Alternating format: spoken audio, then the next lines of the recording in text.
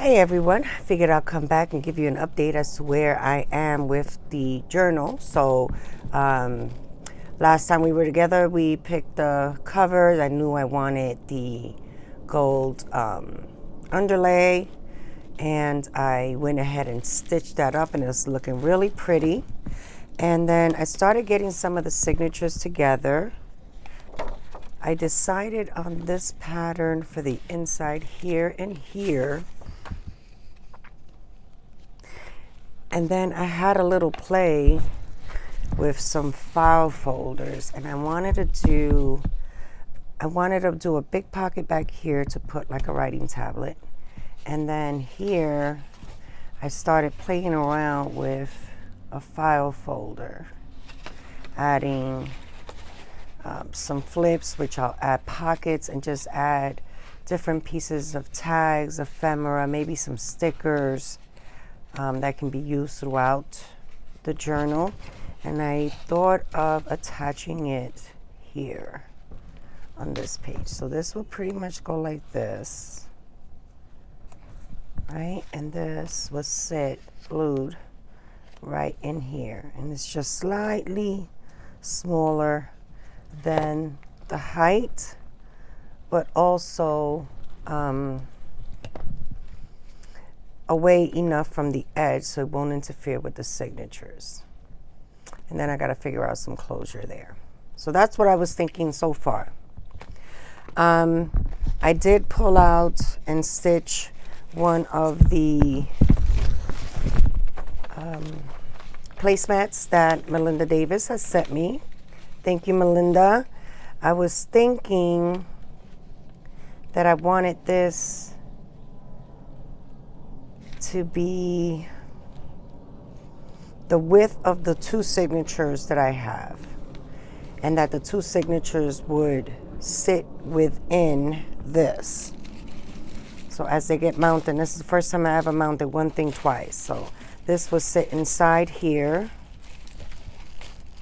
and then I might have to refold it to be just more narrow so it will cover. But I thought that would be really cool to have it house both of the signatures. And then I just pulled out like some tissue paper, some of my tea dye paper, and I just started, I printed these from the digital and regular copy paper. I added an envelope. I dyed some doilies. And this is actually a sewing pattern that hopefully by the time you see this video I would have shared how I did it. It's not as fragile. This is me just messing around with it, but I'm going to cut it down to size before I destroy it all. But it's not as fragile, but I love the texture of it.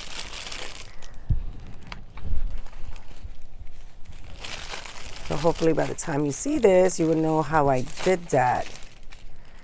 And then what else? Copy paper, another envelope, and I just put the flap on it, in the inside, and another doily. So that's just the papers that I pulled out, thinking of how I was going to get my signatures together. This is how I think I'm going to mount my signatures together. What I'm going to put in the covers of the album, of the journal. And then I pulled out some other stuff. So I had these Stickabilities girls. And because it's an En Vogue album, I thought that would look really pretty in there. And then my fellow crafter here, Miss Janet, gifted me this piece of ribbon that also features the girls. And thought that might go really well. The colors are all in the paper collection. And then I pulled out from the Dollar Tree paper packs. I pulled out colors that I thought would go well. So there was this really pretty textured piece of paper that I glued down onto a paint chip. It looks like one of these. Pointy. I just evened it out, cut it down. And I just got to cover the back. This is really thick. I'm not sure if I'll be able to stitch this, but did that. I pulled out this sheet. Thought it was really pretty. That's that size, so I still have to cover the back. I pulled out this one. Look how pretty that is. To add in there. I did pull out some guest checks, some small envelopes, a coin envelope that I wanted to keep this giveaway on one of her live sales. Thought that color was pretty. Pulled out a library card, a small vellum envelope, and a library pocket and card. I also pulled out this blue paper. Thought that was really, really pretty. It would go nicely. And I backed that up on some shoe polish stained file folder. Stitched that around. This one again, I pulled out from that paper pack. I love the debossed side better than I liked the embossed side. And did that on some file folder, stitched it around. And then with my largest scraps from the collection, I did some more tags. This is on regular file folder, and then I inked most of the edges. This will be a side pocket that I stitched, a bottom pocket that I stitched, another tag, another bottom pocket.